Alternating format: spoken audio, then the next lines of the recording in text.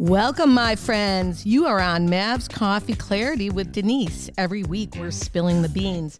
It's a business show designed to help you move forward in work, love, and life. And who doesn't need that? If you just found me, welcome. And if you're a regular, welcome back. This is where I interview some fascinating people from all walks of life, from known to not so known, entrepreneurs, creatives, performers, athletes, business people, forward-thinking people that found the silver lining in their fiascos and their challenges. It's business intel and life hacks designed to move you forward. We're spilling the beans right here on Mavs Coffee Clarity. Unedited, authentic, short formats. Why? Because we got stuff to do. Thanks for listening, liking, sharing, and subscribing. Find out more about me and my creative services at Denise DiGregoli, but please do it after the show. Today, my friends, we are on location. That's right. We are here at Ventfort Hall, Gilded Age Museum. Ooh, Jacobean style. You see us, right? I'm actually videotaping us today so you can feel it. But we're with the incredible director, the executive director, Wendy Healy. Welcome to the pod, Wendy. Oh, so glad to have you here at Ventfort Hall. Thank you for having me on your show. I am thrilled to be not only back, but to know you. You know, what I want the audience to understand is you have a wealth of business experience, creativity, moxie, resilience, and you have quite a vision for this Gilded Age Museum. And I'm so glad to be part of it and here to, so on this show, as you know, what we're going to do is we're going to ask you some questions and we're going to want to get some of your business intel to help others move forward. So tell us how you got started. I know you've been in finance and business, entrepreneur. Give us the lowdown, Wendy. Well, the lowdown. I'm going to sip my tea. Wendy said no coffee today, Denise. You have to have the tea. I know. We're famous for our Victorian teas here at Ventfort Hall. Oh, so delicious. When you're at Ventfort, you drink tea. Well, I'm an Army brat. I got started, I was an English major. I didn't really have a lot of direction like a lot of English majors. I think like all good English majors, I got my first job at the mall. I was like, oh gosh, what am I going to do with my life? I had no idea what I was supposed to do. And I kind of fell backwards into banking. And I thought, well, if you can make a banker out of me, well, you need to have good English lit behind you to be a banker. I mean, it's a good foundation for communication. I think the thing about liberal arts is that it really prepares you for speaking, communication, interpersonal skills. It is a really great, people put liberal arts majors down, but truly I was clueless coming out of school. I didn't know what I wanted to be. But also, thinking about it, being an Army brat and moving around so much really taught me to be adaptable.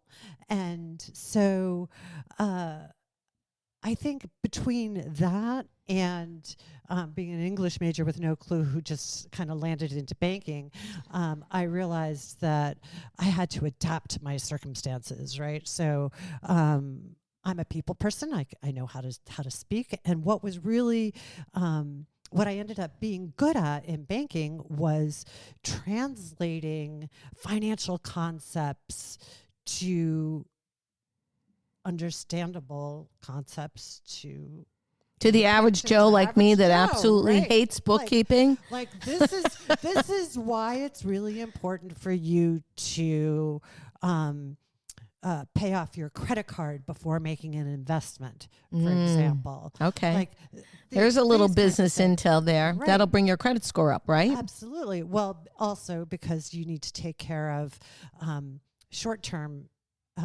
debt before you deal with long-term investments. You have to, cash is the first, cash is the foundation. We do have a lot of entrepreneurs that listen, so that's really good advice. Cash is the foundation of your financial well-being. And, when you talk about stocks and bonds and all of that, more sophisticated investment tools. Those are more, those come later after you have a solid grip on the cash situation. But cash is the foundation, and if you're in debt, then I didn't.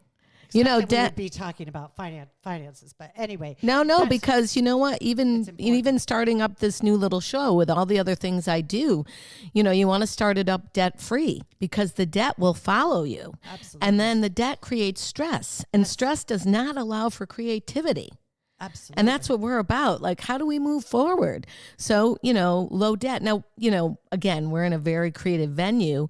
So now you're this financial person with a lot of knowledge that understands how to make things work. How long did you stay in banking before you got over here? I was in banking about 25 years, Mm-hmm. and I in all different aspects. So I was on the front end waiting on customers, but I also did marketing. I also was in the technology side. So you touched on all areas of all finance different and areas. yeah. And so I think that's really. Why do I think that's boring? Is it not boring? It feels boring to me. What, banking? Yeah, banking. When I hear banking, I go boring. But you're making it sound exciting. Yeah, well, I think that is kind of what my superpower has always been, to take experiences from one piece of my life and apply them to another part of my life. And that's how I leverage. So like transferable skills for our audience, exactly. like find out what you're good and where you can use it somewhere else. Exactly. And that's how you got over here to Ventford. Right, exactly. So that same concept, during the pandemic, or right before the pandemic, I had left the bank. And so, it was really hard to find a job during the pandemic, and I was doing a lot of different things, but I knew I wanted something that was mission driven and something that spoke to more the artistic side. Being an English major, I did love telling stories, and I loved history, and I loved art, and but I also had these skills, the finance and the business management. Yeah, the best of the both, yin yang, and all of that. And so when Ventford Hall came along, I just said, you know what, I know how to do that. You can transform it. Right. You saw it. You saw it in your mind. I saw it, and so even some of those concepts, like taking care of the cash situation, like people say to me, "Do you have an endowment at Ventford Hall?" And we do not have an endowment. People think, how are you taking care of that place? Well, it is a restoration in progress. Right, I know. And we, our job number one is to complete the restoration. And so. With no endowment. Right. We have no endowment. Well, and we can't build an endowment until we're done with the cash flow. We need to finish funding that, right, and then build the endowment. So what I'm hearing is like you were like in a major career pivot. We never talk about age on Mav's Coffee Clarity, absolutely, because every age is fabulous. Absolutely, it's never too young or too old to pivot. Right. So you're in this big pivot. You have a big project here. I don't know, my friends. I want to just tell you a little bit about Ventford Hall. Or actually, Wendy should, but I feel like I know about it more because I've been here. But for a few times, we had a show here and whatnot prior to today's podcast. So this was J.P. Morgan's daughter's, his sister Sarah. Yes. So J.P. Morgan's father, Junius, is the one that groomed JP to be the banker financier. And when he passed away, he left Sarah Morgan, JP's sister, $1 million. Of course, JP got all the rest, which is kind of not fair. We're still making 79 cents. I know, right? Kind of not fair. But Sarah did get $1 million, which in 1890 was quite a bit.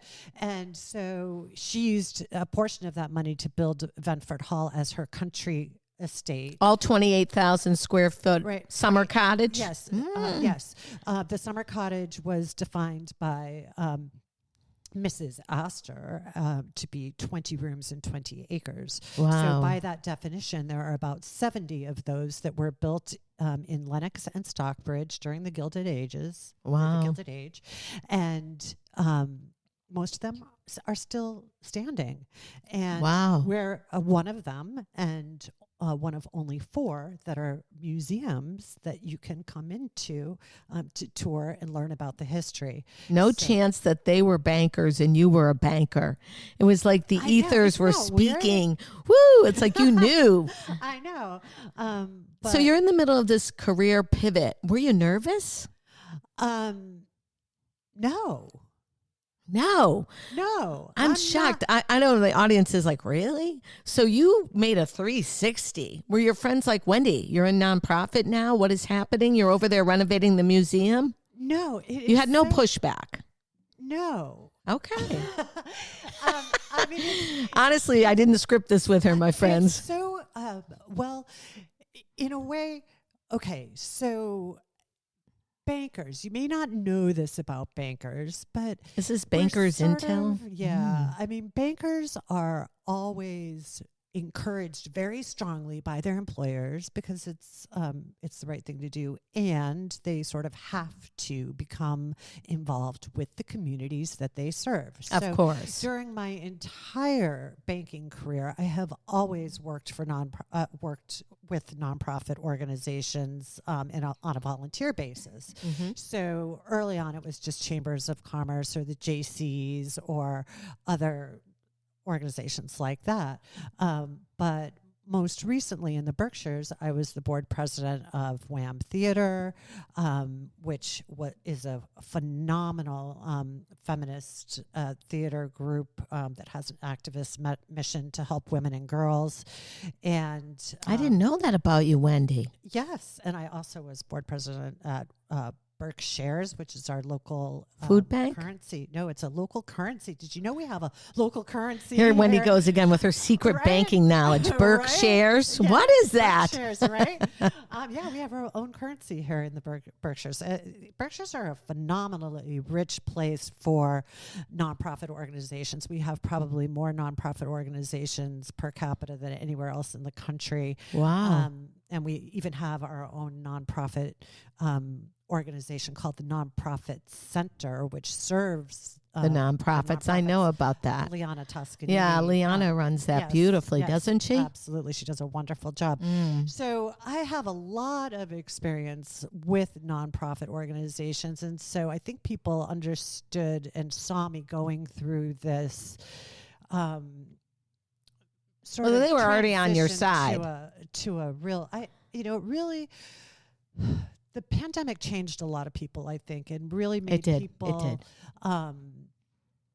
do a lot of self-examination about what was important in life. And I'm not saying that banking isn't important. It certainly is. It's a function that everybody has to have. Everybody has to have a bank. But I just needed to do something that I could see where I was really making a difference. And Fenford Hall was just an opportunity for me to use all of the skills, to really culminate all of the skills that I have gained through my professional career and do it in an environment that also really speaks to my heart and soul and my passions, around the arts and culture. So when did you start? Like, when did you officially start? Because I just met you last year. Yeah, I started December 5th of 2022. So I've just been in my role just over a year. Of course, I got off to a little bit of a slow start due to some medical issues. I know you're aware.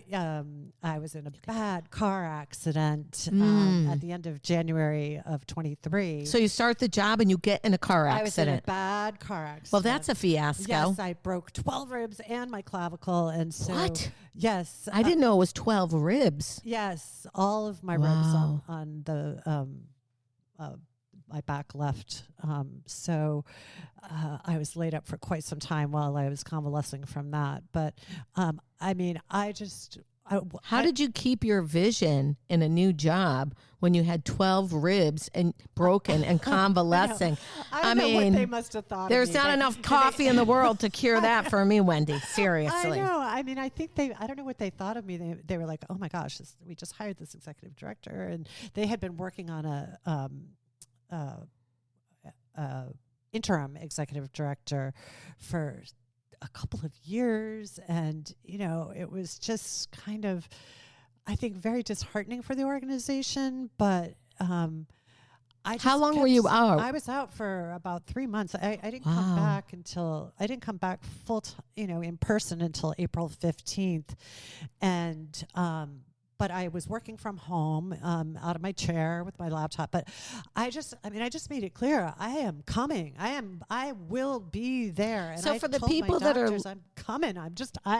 where does that resiliency or that tenacity or that verve come from? Because I'm sure people listening are like, wow, I would have called out forever. Like where is that Wendy? Because Wendy was, I'm going to use your words, an Army. Did you say Army brat?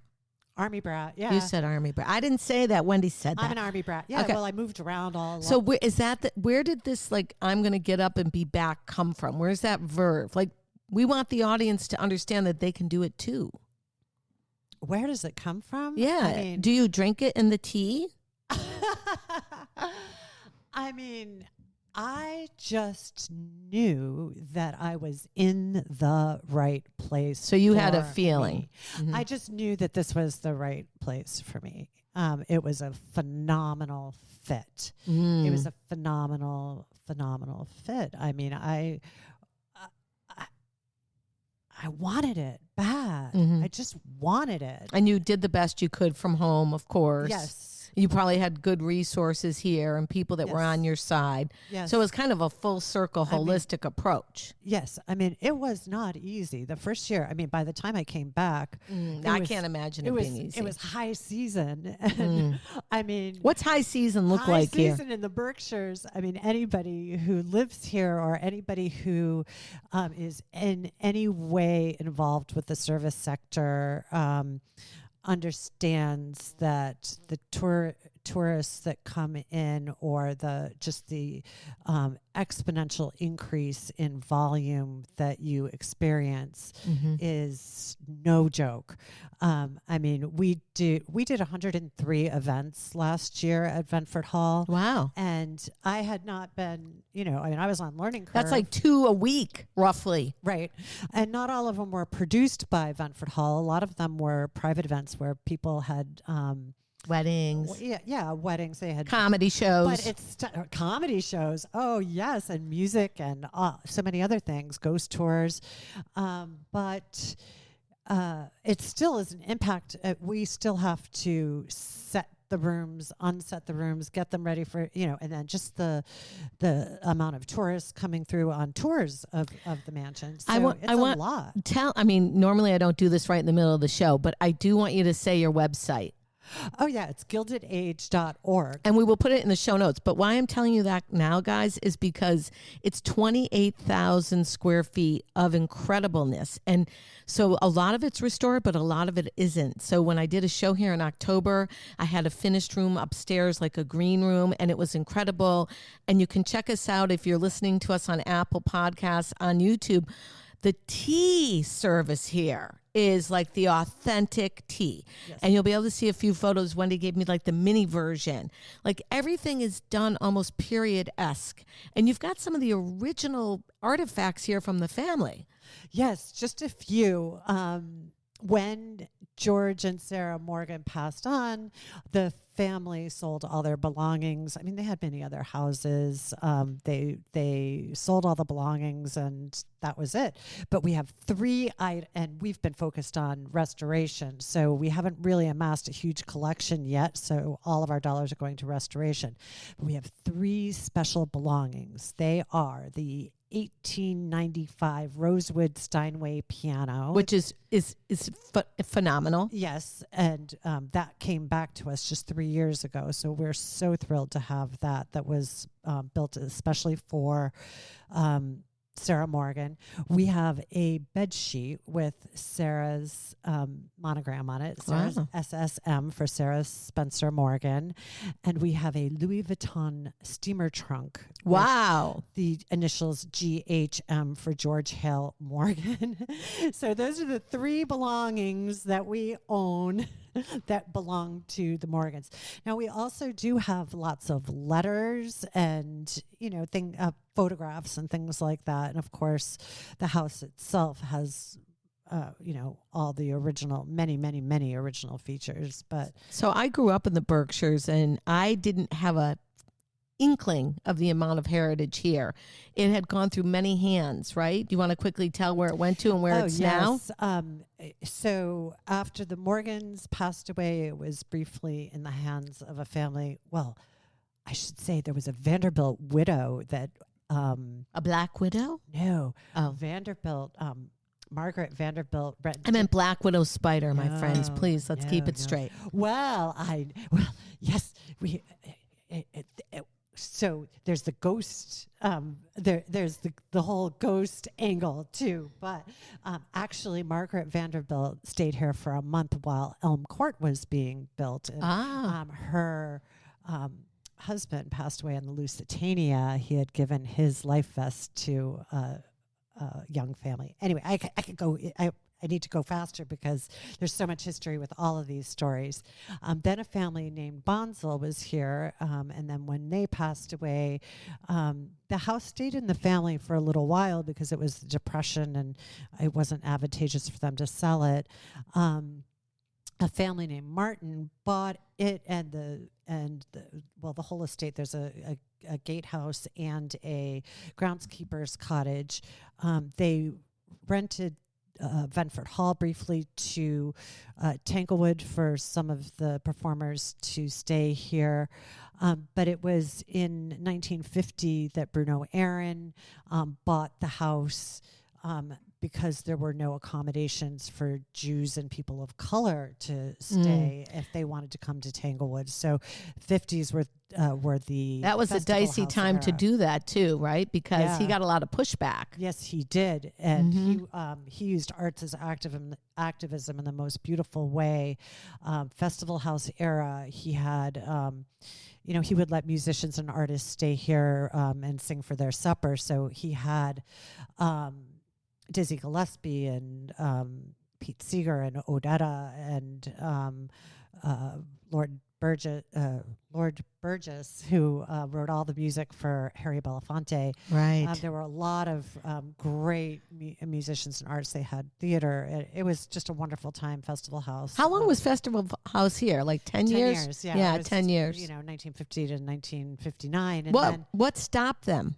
Well, I hope no one ran them out of town. Absolutely not. Although there were incidents. There were incidents. Well, for instance, this room that we were sitting in, he wanted to turn it into a nightclub, and he had to go to the town of Lenox to get his liquor permit, and he was denied. And he demanded to see the file, and it said, "Oh well, we don't like the Negroes and the Jews that are coming and going from Ventford Hall," and so he basically said, "Give me the liquor license, or I'm going to the Berkshire Eagle with this information." And so he got his liquor license. But he had to fight those types of fights in the 50s.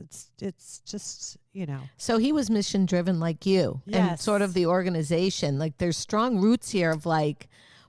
We are gonna prevail and invite everybody. Yes. And isn't it a community house now for sort of all forms of creative expression?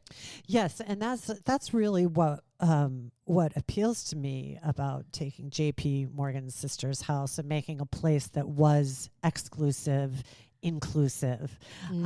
We really exclusive to inclusive, and that's really what Mavs Coffee Clarity is about. Right, from knowns to unknowns, telling the stories. Right, who would have thought in the 50s this would have been possible? And again now, because this was almost sold to like a nursing home, wasn't it? Right. That was the fate when the nonprofit organization that I work for now, Ventford Hall Association, saved it from the wrecking ball, and it's been a not the Miley Cyrus wrecking ball. Just the real wrecking ball. The actual wrecking ball. They were going to flatten it because it couldn't be brought up to code to become a nursing home. So they decided, we'll just demolish it and build from scratch. Terrible. So, can you imagine? Yeah, no, it was, our predecessors in the association who had the vision and the moxie and the grit and determination. I mean, talk about determination. I mean, they had no money, they had no idea how they were going to get it done, but they just said, absolutely not. This treasure is not going to be flattened. So what's your biggest obstacle right now here? It's cold hard cash. Cold hard cash. Cold hard cash. Fundraising, which we are actually. You didn't find any in the basement? No. We, as I said, we don't have an endowment, but we are. We're off and running with it. So what are you doing? And somebody that's listening in that could be in your shoes, what are you doing to execute on your incredibly beautiful vision? In terms of fundraising? It doesn't matter. Well, like, what makes you you? Okay. I mean, you had a car accident. You're back. You're looking fabulous. You've got these incredible teas. It's always happening here. You know, when I approached you about bringing a show here, you were very open-minded. But what makes you you? Like, somebody that could be struggling with a similar thing, whether it be a nonprofit or their business, like, what is it? What would you tell them? Give them a little life hack here. Yeah, well, I mean, I think that the secret is that, I mean, there's a couple of things. But I think one of the things that has been really, really helpful is collaboration. We're not trying to invent the wheel here at Ventford Hall. I mean, all of the things that need to be done are things that have been done in the past. We just need to create a plan. We have created a plan, and we need to execute on that plan. But doing it in partnership with other organizations, other people that are like-minded, is the way to go. So, for example, we had. We don't have collections. I mentioned to you that we don't have collections because we've been focused on our restoration. That's where we have to put our finances. We have, approximately $10 million worth of work just in our current historic restoration plan that needs to be completed. There are other things beyond that need to be done as well. But when we have that much money that needs to be focused in that direction, we don't have collections. So what do we do about exhibits? Oh, well, we partner. So there's the Berkshire Historical Society at the Herman Melville House. And they have, what do they have? They have a house. They have a huge collection, but they have no place to display it. So we partner with them. We had so creative thinking, get out of the box. Absolutely. And reach out to your neighbors authentically in a share is what I'm hearing. Okay. So that's exactly what we did. And then we had a joint member party, and from that member party we actually got a pretty sizable donor from that member party. So be open, be inclusive is the word from Wendy on the street. Collaborate. Be kind. Oh, yeah. Be ready. Yeah. Be willing. Work from your chair. Yeah. Wendy, so where can people find out more about you and Ventford Hall? Oh, absolutely. Our website, go to gildedage.org. We're also on Facebook. And I think that I'd love to see any of your listeners come to our tour or one of our events. We've got lots of events coming up. Wendy, it has been a pleasure being here with you this morning at Ventford Hall Mansion and Gilded Age Museum. I'm so thankful for you spilling the beans. Wendy, you spilled the beans. Okay, my friends, peace out. Mav's got to get back to work. Find us wherever you listen to your podcast, Apple, Spotify, SoundCloud, DeniseDiGregoli.com. And if you need to learn how to communicate and collaborate, I can help you with that. Drive Media. Okay, peace out. Thank you, Wendy. Peace out.